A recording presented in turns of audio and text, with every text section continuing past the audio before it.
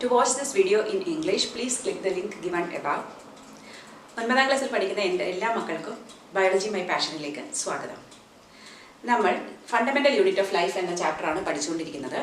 അതിൽ തന്നെ സെല്ലിൻ്റെ വിവിധ ഭാഗങ്ങളും പല ഓർഗനൽസായ endoplasmic reticulum, Golgi apparatus, lysosomes, വാക്യൂൾസും നമ്മൾ പഠിച്ചു കഴിഞ്ഞു. ഇന്ന് നമ്മൾ പഠിക്കാൻ പോകുന്നത് മൈറ്റോകോൺട്രിയയും പ്ലാസ്റ്റിഡ്സുമാണ്. ഇനി മൈറ്റോകോൺട്രിയ എന്ന് പറഞ്ഞാൽ എന്താണ്? നമ്മൾ മൈറ്റോകോൺട്രിയെ സ്നേഹപൂർവ്വം വിളിക്കുന്നത് power house of the cell എന്നാണ്. അപ്പം ഞാനത് ചോദിച്ചോട്ടെ, which organelle is called suicide bag of the cell? Lysosomes. Okay, അപ്പോൾ ഇവിടെ മൈറ്റോകോൺട്രിയയാണ് നമ്മൾ power house of the cell എന്ന് പറയുന്നത്. പവർ ഹൗസ് എന്ന് വെച്ചാൽ എന്താണ്? നമ്മുടെ എനർജി ഉൽപ്പാദിപ്പിക്കുന്ന സ്ഥലങ്ങളാണ് പവർ ഹൗസ്, അല്ലേ? അതായത് ഹൈഡ്രോ ഇലക്ട്രിക് പവർ സ്റ്റേഷൻസ് ഉണ്ട്, അല്ലെങ്കിൽ ന്യൂക്ലിയർ പവർ സ്റ്റേഷൻസ് ഉണ്ട്, അതൊക്കെ പവർ ഹൗസ് എന്ന് പറയാം. അപ്പോൾ ഇവിടെ സെല്ലിൽ ഒരു എനർജി നമുക്ക് ആവശ്യമുണ്ട്, അല്ലേ? നമ്മുടെ എല്ലാ പ്രവർത്തനങ്ങൾക്കും എനർജി ആവശ്യമാണ്. നമ്മൾ കഴിക്കുന്ന ഭക്ഷണത്തിൽ നിന്നാണ് നമുക്ക് എനർജി കിട്ടുന്നത്, അതിലാർക്കും ഒരു തർക്കവുമില്ല. പക്ഷെ നമ്മൾ കഴിക്കുന്ന ഭക്ഷണം നമ്മുടെ ഡൈജസ്റ്റീവ് സിസ്റ്റത്തിലേക്കല്ലേ പോകുന്നത്, അവിടെ അത് ദഹിക്കുന്നേ ഉള്ളൂ. പിന്നെ നമുക്ക് എങ്ങനെ എനർജി കിട്ടും? അതായത് ഈ ദഹിച്ച ഭക്ഷണം അതിലെ ഏറ്റവും ചെറിയ കമ്പൗണ്ടായിട്ട് മാറുന്നത് ഗ്ലൂക്കോസാണ്. ഈ ഗ്ലൂക്കോസിനെ നമ്മുടെ ബ്ലഡ് എല്ലാ സെൽസിലും എത്തിക്കും. ആ സെൽസിൽ ചെല്ലുന്ന ഗ്ലൂക്കോസ് അവിടെ വെച്ചാണ് വിഘടിച്ച് എനർജി റിലീസ് ചെയ്യുന്നത്. പക്ഷേ അവിടെ അതിനെ വിഘടിപ്പിക്കാൻ ആര് വേണം? ഓക്സിജൻ.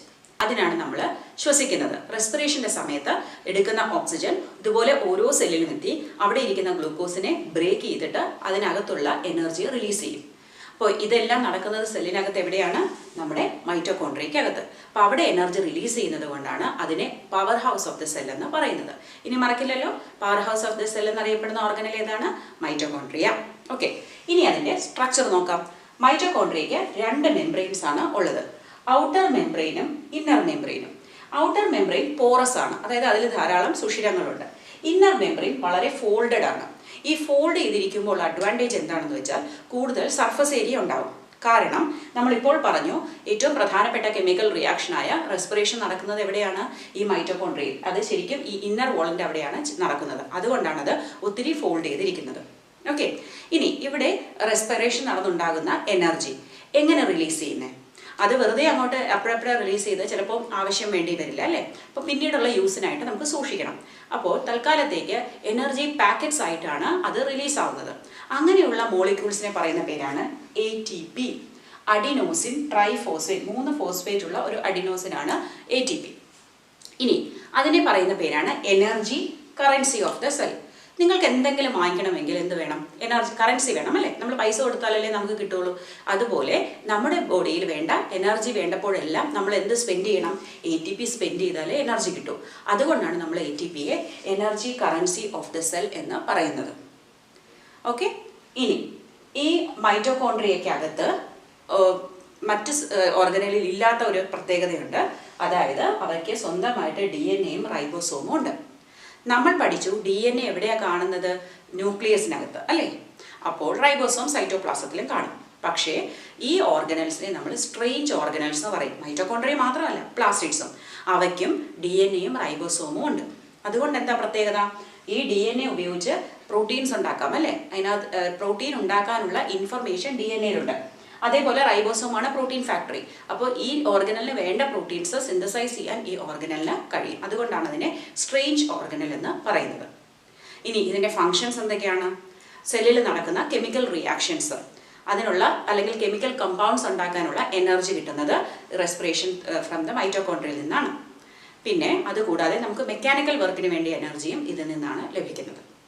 അപ്പോൾ ചുരുക്കി പറഞ്ഞാൽ മൈറ്റോകോൺട്രിയ പറയുന്ന പേര് power house of the cell. Outer മെംബ്രെയിനും ഇന്നർ മെംബ്രെയിനും ഉണ്ട്. ഇന്നർ മെംബ്രെയിൻ ഫോൾഡഡ് ആണ്. ആ ഫോൾഡിങ്സിനെ നമ്മൾ പറയുന്ന പേരാണ് ക്രിസ്റ്റൽ.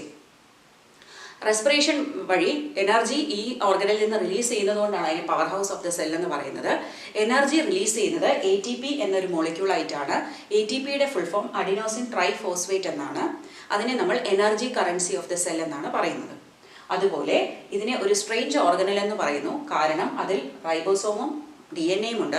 അതുകൊണ്ട് അതിന് അതിൻ്റെതായ പ്രോട്ടീൻസ് സിന്തസൈസ് ചെയ്യാനുള്ള കഴിവുമുണ്ട്. പ്ലാസ്റ്റിഡ് എന്ന ഒരു ഓർഗനലിനെ കുറിച്ചാണ് നമ്മൾ ഇനി പഠിക്കുന്നത്. പ്ലാസ്റ്റിഡിന് പ്ലാന്റ് സെല്ലിൽ മാത്രമേ നമുക്ക് കാണാൻ കഴിയുകയുള്ളൂ. ആനിമൽ സെല്ലിൽ ആബ്സെൻ്റ് ആണ്. പ്ലാസ്റ്റിഡിനെ നമുക്ക് 2 ആയി തരംതിരിക്കാം. കളറുള്ള പ്ലാസ്റ്റിഡ്സും കളർ ഇല്ലാത്ത പ്ലാസ്റ്റിഡ്സും. കളേർഡ് പ്ലാസ്റ്റിഡ്സിനെ പറയുന്ന പേരാണ് ക്രോമോപ്ലാസ്റ്റ്. ക്രോമോ എന്ന വേർഡിൻ്റെ അർത്ഥം തന്നെ കളർ എന്നാണ്. നമുക്കറിയാം ഗൂഗിൾ ക്രോം, അതിൻ്റെ സിമ്പിൾ ഒന്ന് കണ്ടു നോക്കൂ, പല കളേഴ്സ് അതിലില്ലേ. അപ്പോൾ ക്രോം എന്ന് വെച്ചാൽ കളേർഡാണ്. അപ്പോൾ ഈ കളേർഡ് പ്ലാസ്റ്റിഡിന് ഒരു എക്സാമ്പിളാണ് ക്ലോറോപ്ലാസ്റ്റ്. നമുക്കറിയാം പ്ലാന്റ്സിലെല്ലാം ക്ലോറോപ്ലാസ്റ്റ് ഉണ്ട്. അതാണ് പ്ലാന്റ്സിൻ്റെ ലീവ്സിനൊക്കെ ഗ്രീൻ കളർ കൊടുക്കുന്നത്.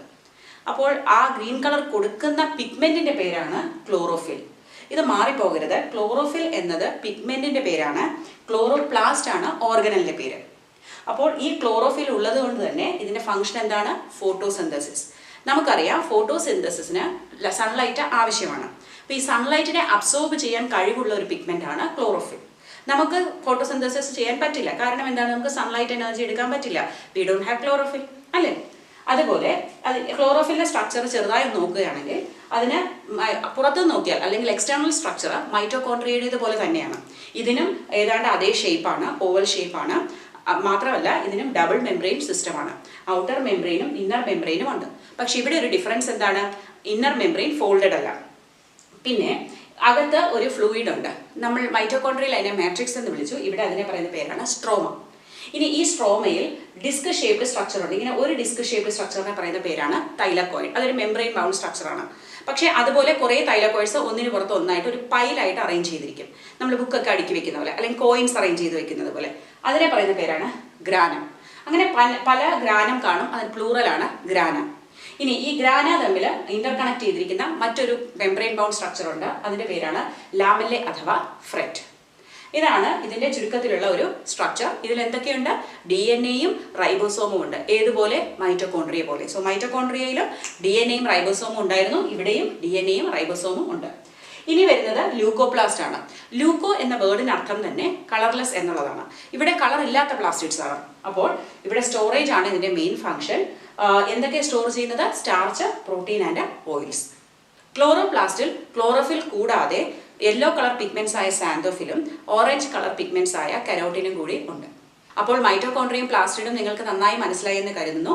എൻ്റെ ക്ലാസ് ഇഷ്ടമാവുന്നുണ്ടെങ്കിൽ നിങ്ങൾ ലൈക്ക് ചെയ്യണം, ഷെയർ ചെയ്യണം, സബ്സ്ക്രൈബ് ചെയ്യണം. Biology my passion.